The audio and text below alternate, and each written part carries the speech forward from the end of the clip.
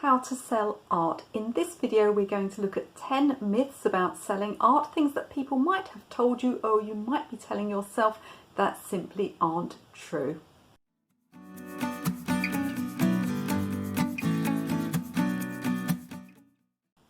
Welcome back to my channel. If we haven't met before, my name is Michelle. Do consider subscribing for art tips and techniques, particularly watercolour painting and drawing and business, social media and online selling for artists. So in this video, I'm going to go through 10 myths, things that people say about selling artwork or things that you might be telling yourself about selling art that simply aren't true. Now, myths aren't harmless, they're misinformation, and if you believe all this stuff, then it's going to set you back. And some of these things that I'm going to tell you about today that I've heard myself, they have set my career back years. So I'm going to explain them to you today. I'm going to tell you why people might say these things or why you might have these ideas in your head. Some of them are just urban myths. And I hope that if you can discard these things, then it's going to help you to move forward with selling your own artwork. So myth number one goes along the lines of artists only make money after they are dead. This one is just so silly. I call it the Van Gogh myth. Now, sorry about my pronunciation, but I grew up in London and I know it's Van Gogh, but I've always said Van Gogh, and lots of people that I know say it too. It's wrong, it's silly, isn't it? So this idea that artists only make money or achieve fame after they are dead is just out of date, and it is inspired by Van Gogh because he's the most well-known one that this happened to, isn't it? You know, we all know his story, his poverty, his mental illness, and how he was completely unappreciated in his own lifetime by most people, and suddenly, very shortly after he died, his work took off until he became probably the most respected artist in the world. However, the idea that these sort of stories, and they've happened to other artists too, the idea that these sort of stories are relevant in modern times is just silly. There are some artists that will only be discovered after they die, what they call naive artists that have no training and just work alone, probably reclusive artists who never really put their work out there, and then suddenly after they die it's discovered they have a body of work. But for the most of us, when we're selling in galleries or at craft fairs or on Etsy or on Facebook and Instagram, the idea that we would suddenly achieve fame or money after we die is just silly. It's one of these crazy things that people just say to you at parties. I've been vegetarian and vegan for my whole adult life, and there's always some bloke at a party will say to me, oh well, if we didn't eat meat, the world would become overrun with cows. So it's just a silly thing that people say when they can't think of anything else to say, and you are free to stop listening to it because it's daft. So myth number two is something that a lot of artists tell themselves when they start out, and this isn't just artists, this is anyone in the arts, musicians, poets, writers, they all tell themselves, if my work is only good enough, then success will just follow. I call this the build it and they will come myth. It's just not true. Now imagine that you were not an artist, imagine you were an engineer and you liked tinkering in your garage and you invented a toaster. Imagine this toaster you invented was the best toaster in the world. It was amazing. It never dropped crumbs everywhere. It never burnt toast. It never did all those annoying things that we think of toasters. And it's sure to make you rich if you only let people know. So what are you going to do? How are you going to sell this toaster? Well, you've got to think about marketing. Are you going to set up a company? Are you going to go into business with people? What about social media? What about accounts? You know, what other people do you need? Do you need factories? Do you need to fulfill your orders? Are you going to sell abroad? Are you just going to sell locally? Are you going to start small and work up, or are you going to get a business loan? So all of these things you might be thinking about to sell this wonderful new toaster. You shouldn't be thinking any differently about toasters as you think about artwork. It would be a lovely world if all we had to do was to be good at art to make a living. But you only have to spend 5 minutes on the internet and you will find literally hundreds of people whose work is better than yours, and that's not me having a go at your work, they're also probably better than me. I could find you dozens and dozens of artists who are better than me who have never made a penny from their art. Business skills are simply a necessity if you want to sell artwork. So myth number three is, well, you don't need a website. I sell all my stuff on Etsy, Facebook, Instagram, you know, insert one of those, whichever one people are talking about. I sell all my work on this platform. I don't need a personal website. It's working just fine for me. Now, I call this the put all your eggs in one basket myth.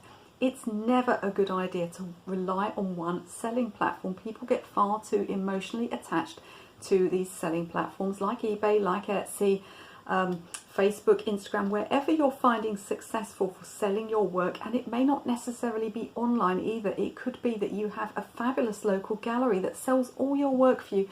No problem at all. Why should you do anything differently? Why should you even bother having a website?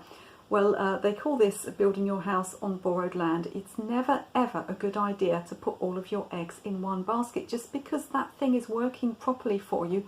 What if the owner of that lovely local gallery that sells all your work suddenly becomes ill and closes her gallery? You know, you're going to be completely stuffed. It's the same with online selling sites. Now, I do only sell at the moment on Etsy, but that's because selling artwork is not my only or main source of income. I have lots of other sources of income as well, and the largest one of those would actually be teaching real life classes and courses and giving lectures and demonstrations and that sort of thing. So if I lose that selling platform, if Etsy changes the rules, as they have recently, which has upset a lot of people, if Etsy suddenly changes the rules or shuts down or goes wrong in some way, or people just start boycotting the site for whatever reason, I haven't lost all of my income. Now, that doesn't mean that you have to spread the load in terms of teaching or any of these other things. You can just sell artwork, but if you are just selling artwork, I strongly advise you to sell artwork on different platforms, both online and offline. Don't put all of your eggs in one basket, and having a personal website is an absolute must nowadays. Now, even if you only sell offline, I can tell you that people my daughter's age, they often look up local businesses on the internet, and they simply don't trust someone that doesn't have a website. You know, what sort of fly-by-night, sketchy kind of person doesn't have a website? Now, for people of my age, being a bit older, it may not be unusual not to have a website, but for younger people, and they are the market that are, you know, up and coming, for younger people, it's just simply not done, and it's something that makes them very nervous and very distrustful of a business if they don't have a website. A website is also your backup if everything else goes wrong, if all these other third-party websites that you're on collapse. And believe me, no website is too big or too successful to go wrong. The world is littered with social media websites that no one uses anymore, and selling sites that took a few bad decisions and all of their sellers left and they just crashed and burned. So you must have a personal website, whether you're selling online or whether you're selling offline. It's an absolute must. Don't listen to anybody that tells you not to do it.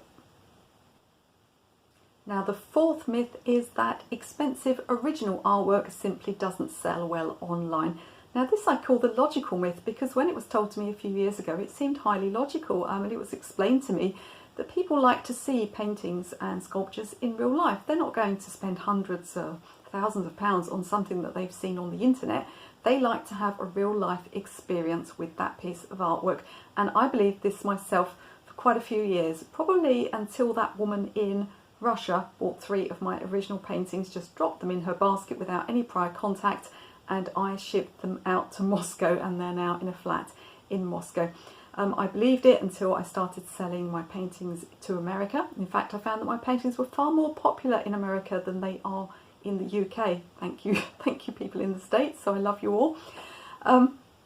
I believed it until somebody in Somerset in the UK bought a large original painting to put in their daughter's bedroom. So the idea that people don't buy original artwork online, I'm afraid it simply isn't true from my personal experience and the experience of people that I know. And the reason for this is that people, especially younger people, are completely comfortable with using the internet now. Now, you can't just put some sketchy photo up and a price and expect that people will buy online. It does take work, and you have to have incredibly clear photos. You have to make it so that they can actually see this item almost as if they were there, and that, you know, the shipping is explained and everything is clear, and you've got a secure payment system. If you've got all of these things in place, people are happy to buy online. For people of my daughter's age, and she's 24 at the moment, they don't even think much about going to the shops. Of course, if they're wandering around, they see something, they'll buy it. But if they want something specific, the first place they look is online. So it's probably not a surprise. You know, people order cars online now. People search for houses online. So the idea that they won't spend 300, 400 pounds or dollars on a painting or a piece of sculpture is simply not true. I sold a painting of mine last week. Of course, you could be watching this video in 10 years' time, so I can tell you how much it was. It won't make much, probably won't make much difference to you, but it was over £300. Well, you can see that's a reasonable amount of money at the time of making this video, and that was shipped off to New Jersey, and I rolled it up and put it in a secure parcel and shipped it off. So the idea that people won't buy original artwork online is simply not true. Myth number 5 is the idea that there's a simple pricing formula that you can apply that will help you to price all of your artwork. I call this the wishful thinking myth, because if only life were that simple. The reality is, and this is a hugely complex subject, and I am actually planning a series of videos on pricing that will explain pricing formulas, because there are limited circumstances in which they can work for some people for some amount of time. So I am going to do some more pricing formula videos and videos on how to price your artwork generally. So if you're interested in those, do subscribe and click the little bell so that you get notified when I have those videos for you. But the condensed truth is the fact that the size of the artwork, the amount of time that it took you to make the artwork, the cost of the materials that you bought to make the artwork have absolutely no bearing on the costs of fine art. So I'll explain more about that in future videos. But if anybody tells you there's a simple formula that you can use for pricing your artwork, let me tell you, it's unlikely to work for you. So myth number 6 is that if you come from a poor neighbourhood, or possibly if you live in an area or even a country that doesn't have a lot of disposable income, that isn't full of wealthy people, then you can't make a living from selling art. Well, luckily for you, we have the internet now. So I call this the fatalism myth, as if, the circumstances that I have around me, the circumstances I was born with, I just have to put up with those. Well, no, you don't, because how lucky we are that we can now sell online. So if there is no possibility of you selling art in your local neighbourhood, don't worry about it. Apply yourself to understanding how to sell artwork online. My artwork isn't very popular locally. I do sell quite a lot of local views, having said that. But if I look at the amount of sales I have, the majority, I would say 2/3 of my original paintings end up in America. The Americans prefer my artwork to the British. There are multiple reasons for that, to do with style and all sorts of things, and marketing. But the truth is that you do not have to any longer be confined to your local area. If you live in a poor area, and you can't blame people for not wanting to buy expensive artwork when they're trying to keep a roof over their heads and put food on the table. But if you live in one of those neighbourhoods, you can still make money selling art. You just have to look further afield, and I advise you to start learning online selling. So myth number 7 is that selling artwork online is really very tricky and fiddly and time consuming and expensive. So people that talk about this will tell you, at great length, all of the things you have to do. You have to do the photography and the search engine optimization, you have to write the text, you have to do the uploading. Goodness, it takes ages, and then the site that you're selling on is going to take money from you. If it goes through PayPal or through a credit card, it's probably going to, they're going to be even more fees stacked upon fees. Then you've got to do all the paperwork that goes with it. You've got to comply with distance seller regulations. You've got to type invoices, and you've got to do a load of packaging. And then you've got to go down the post office and sell this stuff out. Why would you take all of that time and cost yourself all of that money? Well, I call this you should get out more myth, because I can only imagine that the people that are talking about this stuff have never sold in the real world, offline. So certainly the things that I've spoken about are all true. You do have to do all that stuff. It is time consuming, it is costly, it is expensive. But the idea that it's much easier to sell in the real world certainly isn't true. I'm not here to tell you that selling in galleries and shops and craft fairs is better or worse than selling online, because it's not. It's up to your own personal circumstance, your own personal type of art. But if you've ever sold work wholesale to a shop, you'll have found a 50% markup.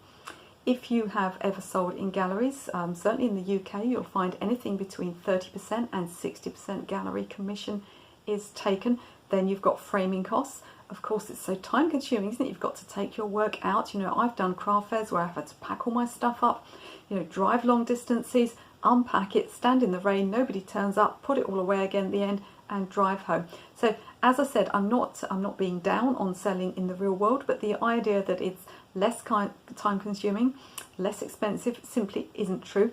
Any way that you find of selling your artwork is going to require dedication and hard work, and there are going to be costs involved. So the important thing is that you price your artwork in order to cover those costs, and don't let anybody tell you that it's far too time consuming to sell online.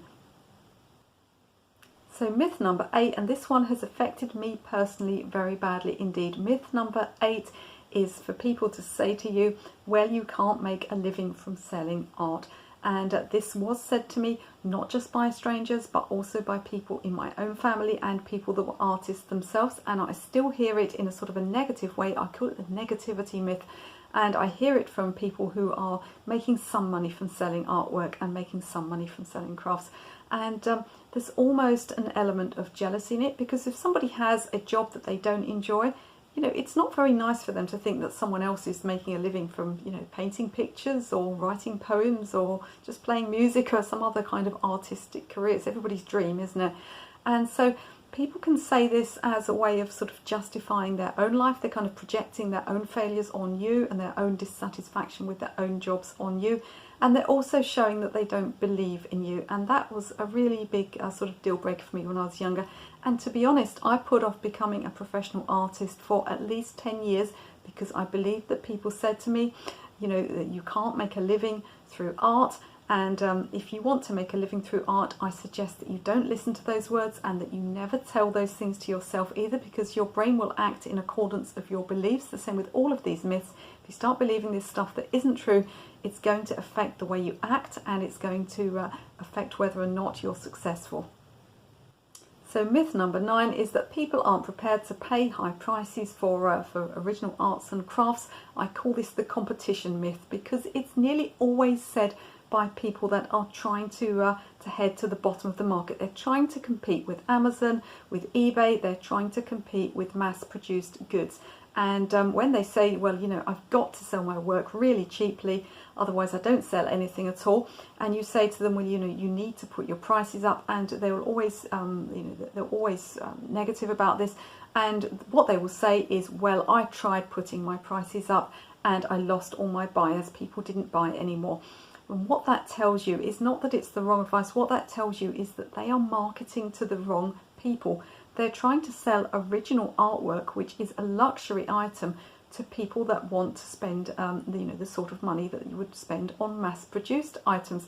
Now, it's not an easy thing, this. If you've got customers and they're not prepared to pay more, you know, I'm not going to tell you that if you suddenly put your prices up, they're going to change. They're not, and you will lose those customers. That is something that will happen. But it's kind of pain that you have to go through. If you want to sell original, you know, really carefully handcrafted items and paintings and sculpture and pottery, anything at all, you need to be aiming to the top of the market. You can't keep discounting and discounting and discounting. It becomes a race for the bottom, and you start competing with mass-produced goods, which just isn't possible. You won't make enough money to live on.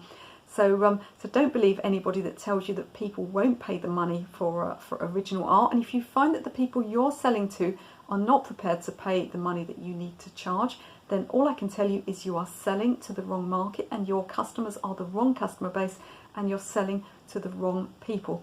It's not your job to be a charity and to sell money to people that can't afford original art. There's lots of free art in the world. You know, people don't need art. They're not going to starve to death without your beautiful pottery, your beautiful paintings. So I advise you to look at the market that you're selling to, and to charge a reasonable price for your art, and to sell at the high end of the market, because art is essentially, original art is a luxury product, not a necessity. So myth number 10, the last one, is sort of a self-confidence myth, really. So it's the idea that you're either too young or too old to make a living from selling art, or to make a decent amount of money from selling art. So let's look at both ends of the scale. So let's look at the youth first of all. Now, I went to have some printing done at my printers a few years back, and I walked in and there was a new guy behind the desk. His name was Luke. Real story, real life person. And he looked like he should still be at school basically, and I thought, oh God, and my heart sank because I'd had this in my frame as recently, you know, very young shop assistant, didn't know what they were doing, messed everything up, cut all my mounts badly. So I went up to Luke and, you know, he explained that he was new and how could he help me, and I explained some quite complex stuff about the prints I wanted making, the giclée prints, and how they had to be done, and all the margins and the measurements and all the rest of it. And he was very helpful, and I went away with no confidence whatsoever that he would be able to do a good job for me. Now let me tell you, I went back to pick up those prints and there was not a thing wrong with them. They were perfect, and every single time now I go in the printers and I ask for Luke.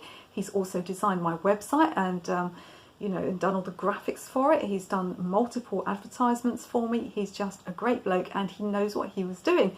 He has got quite a young face and he was obviously just out of university when I first spoke to him.